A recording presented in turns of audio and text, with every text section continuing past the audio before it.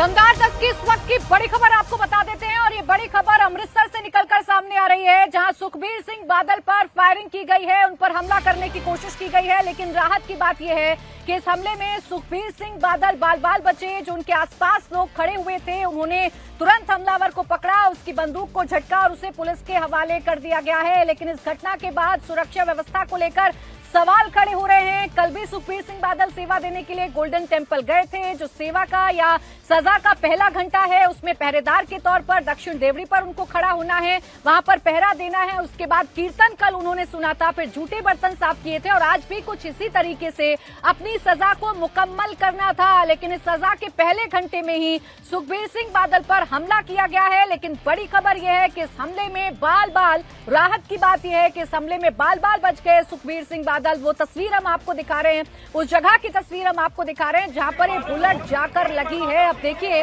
अगर ये निशाना सही जगह लग जाता या वहां पर मौजूद लोगों में से किसी पर भी अगर ये बुलेट जाकर लग जाती तो ये कितना बड़ा हादसा हो सकता था। और सवाल ये कि अगर किसी के हताहत होने की, किसी के घायल होने की जानकारी मिलती तो जिम्मेदारी किसकी होती है। तस्वीर आप देख लीजिए, जब हमलावर को पकड़ा गया है वहां पर जो लोग इकट्ठा थे उस वक्त की ये तस्वीरें हैं। बातचीत करने की कोशिश की गई, लेकिन अकाली दल ने अपना स्टैंड साफ कर दिया है। अकाली दल ये कह रहा है कि हमें पंजाब पुलिस पर बिल्कुल यकीन नहीं है। पंजाब पुलिस ये जानती है कि सुखबीर सिंह बादल वहां सेवा देने के लिए पहुंचेंगे, लेकिन बावजूद इसके सुखबीर सिंह बादल की सुरक्षा में, वहां आने जाने वाले श्रद्धालुओं की सुरक्षा में बड़ी चूक हुई है। क्योंकि जिस वक्त की आप तस्वीरें देख रहे हैं, सुखबीर सिंह बादल तख्ती लगाए चेयर पर बैठे हुए नजर नहीं आ रहे होंगे।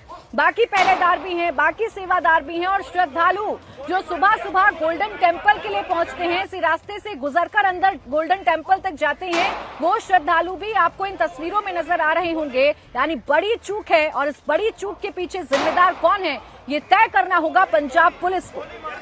ये लगातार तस्वीरें आप देख रहे हैं पंजाब का ये स्वर्ण मंदिर, और इस स्वर्ण मंदिर को लेकर लोगों के अंदर कितनी आस्था है ये मुझे शब्दों में बताने की आवश्यकता नहीं है।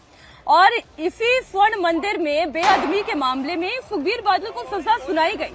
वो भले ही पंजाब के पूर्व मुख्यमंत्री रहे हों, लेकिन ऊपर वाले के सामने सबकी पोजीशन एक ही है, कोई ना बड़ा है ना कोई छोटा है, और इसी वजह से सुखबीर बादल को ये सजा दी गई। लेकिन सवाल तो ये भी है ना कि वो पंजाब के पूर्व मुख्यमंत्री रहे हैं, उनकी सुरक्षा में इतनी बड़ी चूक कैसे हो गई। स्वर्ण मंदिर में वो हर दिन 1 घंटे चौकीदारी की सजा जो उन्हें मिली है और इसी के तहत वो आज यहाँ पर मौजूद थे। उस वक्त वो इसी दक्षिणी द्वार पर थे, वो तख्ती लगाए हुए थे, हाथ में एक लाठी उनके थे और वो 1 घंटा आज भी चौकीदारी करते। लेकिन इसी बीच इस तरीके का हमला उनके ऊपर हो गया। बड़ी राहत की बात तो ये रही कि इस हमले में उन्हें कोई नुकसान नहीं हुआ। आसपास के लोगों की चौकन्ना रहने की वजह से इतनी बड़ी घटना होने से पहले टल गई। आपको एक और तस्वीर दिखाती हूँ, जो वहां पर बुलेट फायर की गई है उसका शेल वहीं पर गिरा हुआ मौजूद दिखाई दे रहा है। इरादा तो यही था कि सुखबीर बादल की जान ले ली जाए। जरा सोचिए, स्वर्ण मंदिर में अगर ये घटना घट जाती, अगर वहां पर खून बह जाता और सुखबीर बादल ना सही आसपास के मौजूद लोगों पर ही ये गोली लग जाती, तो ये कितना गलत होता, ये कितना बड़ा पाप होता, ये भी आप सोचें। आखिर जिम्मेदारी किसकी है, ये सवाल तो उठेंगे ही। और सवाल इस बात को लेकर भी कि हथियार लेकर कोई यहाँ तक पहुंचा कैसे, इतनी बड़ी घटना घटी कैसे। क्या यहाँ पर पहरेदारी उतनी समुचित नहीं है जितनी होनी चाहिए? क्या लोगों की चेकिंग नहीं होती है गुरुद्वारे में दाखिल होने से पहले? क्या इस गेट पर पहरेदारी उस तरीके की नहीं है जैसी होनी चाहिए थी?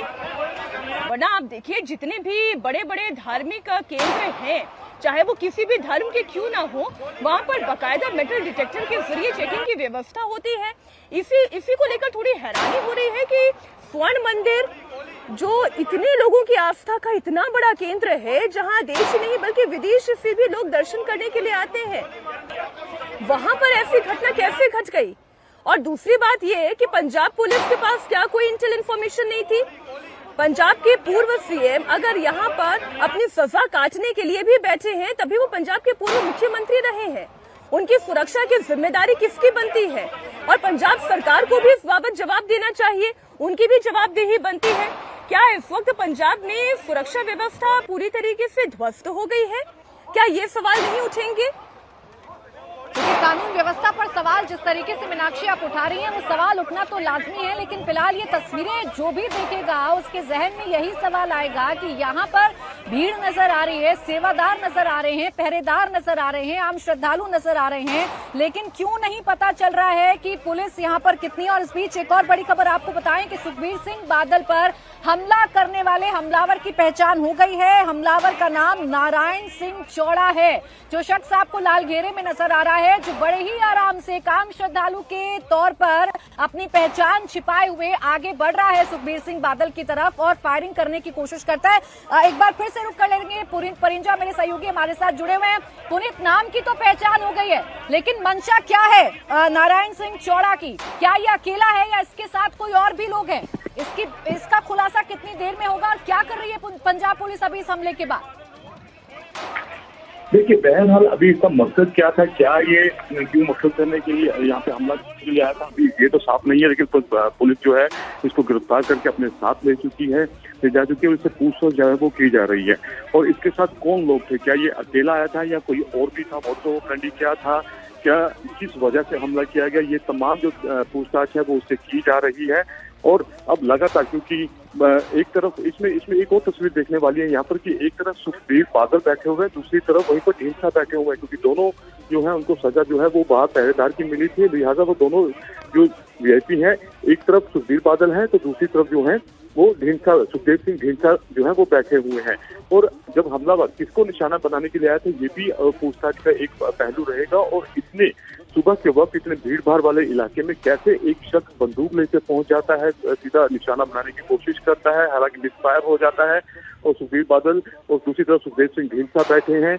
और उसके बाद जो वहाँ पर सादी वर्दी में पुलिसकर्मी तैनात थे, जो गुरुद्वारे के जो एक बार जरूर बताइएगा, एक जानकारी जरूर दीजिएगा। सुखबीर सिंह बादल को और जो बाकी वीवीआईपी हैं उन्हें सजा मिली, धार्मिक सजा मिली, और कल धार्मिक सजा भुगतने के लिए, सेवा करने के लिए वो गुरुद्वारे में मौजूद रहे, गोल्डन टेम्पल में मौजूद रहे। इस बाबत क्या कोई तैयारी पंजाब पुलिस या पंजाब सरकार की तरफ से नहीं की गई थी? वीवीआईपी हैं, बेशक वो धार्मिक सजा भुगत रहे हैं, लेकिन उनकी सुरक्षा का जिम्मा किसके कंधों पर है? देखिए, क्योंकि वहाँ पर बस्ती के अंदर जो है पुलिसकर्मी अलाउड नहीं होते हैं दरबार साहब और दरबार साहब परिसर के अंदर। लिहाजा सादी वर्दी में जरूर वहाँ पे पुलिसकर्मी जो है वो तैनात हैं। तस्वीरों में भी देखा जा सकता है कि ब्लू कलर का जिन्होंने ब्लेजर पहना होगा वो तमाम पुलिस कर्मी ही हैं और वे बाकायदा वहाँ पर आसपास रहते हैं, सादी वर्दी में रहते हैं, ताकि कुछ ही अनहोनी अगर ऐसी कुछ होती है तो तुरंत वो एक्शन मोड में आ जाते हैं। और न सिर्फ सादी वर्दी में पुलिसकर्मी वहाँ पर तैनात थे, उसके अलावा गुरुद्वारे के अंदर जो सेवादार भी रहते हैं वो भी वहाँ पर मौजूद थे। तो जैसे ही ये हमला हुआ है तुरंत मीडिया कर्मी भी वहाँ पर मौजूद थे, और जैसे ही ये हमला हुआ है तुरंत जो सादी वर्दी में सुरक्षा कर्मी थे और जो दूसरे सेवादार थे जो गोल्डन टेम्पल के, वो भी वहाँ पर पहुंच जाते हैं और इसलिए तुरंत वहाँ पर पकड़ लिया। ये बहुत बड़ी राहत की बात है पुनीत कि कोई बड़ी घटना होने से पहले टल गई, फौरन इस हमलावर को पकड़ लिया गया है। ये हमलावर आखिर है कौन, इसके बारे में क्या जानकारी मिल रही है? क्या ये आदतन कोई अपराधी है? ये कहाँ का रहने वाला है? इसकी मंशा तो सुखबीर बादल की हत्या करने की ही थी, लेकिन इसके पीछे क्या कोई और भी शामिल है जिसे अकाली दल कह रहा है?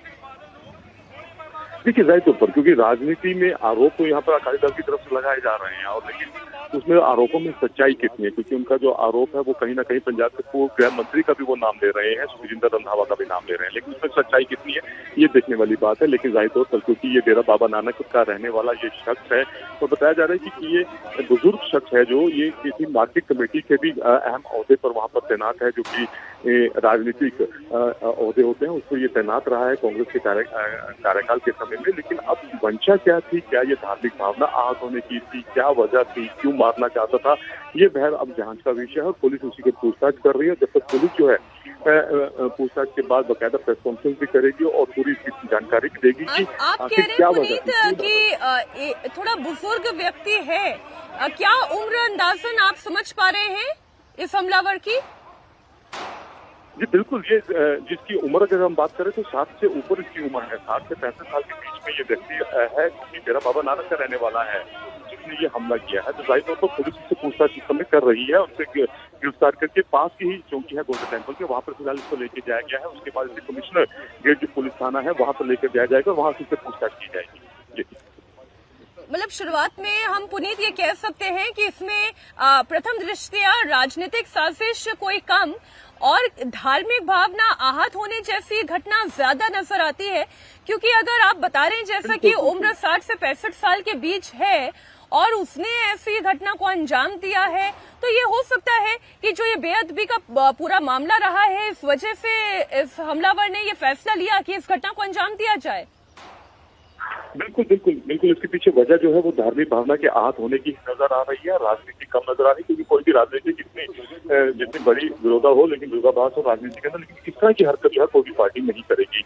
लेकिन जिस तरह से अब ये शख्स ने हमला किया है और उसके बाद उसके उम्र के हिसाब से देखा जाए तो कहीं ना कहीं ये धार्मिक भावना आहत होने का जो है अंदेशा वो लगाया जा रहा है। ये धार्मिक भावना आहत होने के चलते इस तरह का कदम जो है इनके द्वारा उठाया गया है। लेकिन आखिर कितने लोग थे, क्या वाकई में यही वजह थी या ठीक है, अब जांच के बाद पुनीत ये पता चल पाएगा कि इसके पीछे कोई धार्मिक बात है या इसके पीछे कोई राजनीतिक द्वेष है, इसके पीछे कोई साजिश है, इस शख्स को किसने भेजा, क्या ये अकेले पहुंचा था, यहां तक कैसे पहुंचा, हथियार इसके पास कैसे आया, क्या निशाने पर सुखबीर सिंह बादल थे या जो बाकी पहरेदार वहां पर मौजूद हैं उनके साथ वीवीआईपी जो अपनी सेवा काट रहे हैं, जो अपनी सजा काट रहे हैं, वो उसके निशाने पर था, ये तो अब जांच का विषय है। लेकिन जिस बेअदबी की बात कही जा रही है, देखिए 5 मामले हैं जिसमें सुखबीर सिंह बादल को श्री अकाल तख्त साहिब की तरफ से सजा सुनाई गई। एक तो राम रहीम के खिलाफ शिकायत वापस ली गई, डेरा मुखी को सुखबीर बादल ने माफी दिलवाई थी, बेअदबी की घटनाओं की सही जांच नहीं हुई, झूठे केसों में मारे गए सिखों को इंसाफ नहीं दे पाए,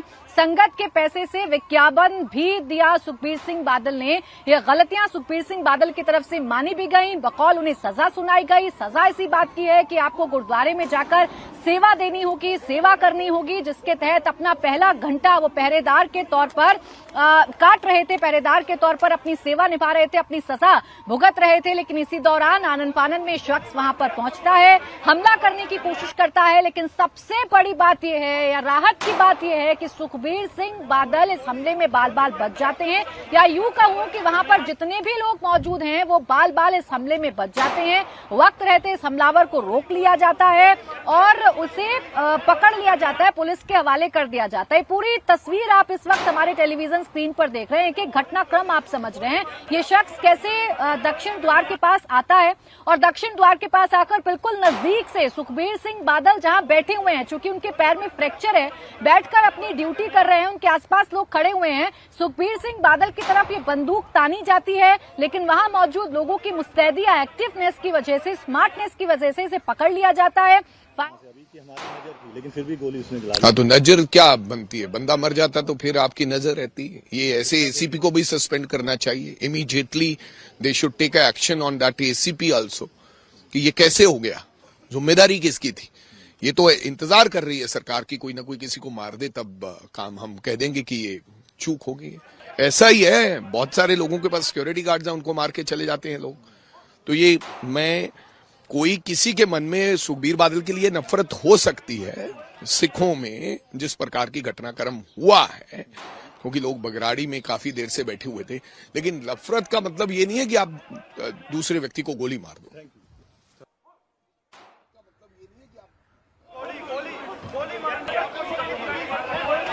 आपने रिएक्शन सुना, वो ये कह रहे हैं कि नफरत का मतलब ये नहीं है कि आप किसी की जान लेने पर उतारू हो जाए। अलग अलग एंगल से ये पूरी तस्वीरें हमने आपके सामने रखी, जहां पर बेअदबी के मामले में सजा काट रहे सुखबीर सिंह बादल पर यह जानलेवा हमला हुआ। एक बार फिर दोहरा दूं, राहत की बात यह है कि उन्हें कोई नुकसान नहीं पहुंचा और इस हमलावर को भी फिलहाल गिरफ्तार कर लिया है और आगे की छानबीन पुलिस कर रही है।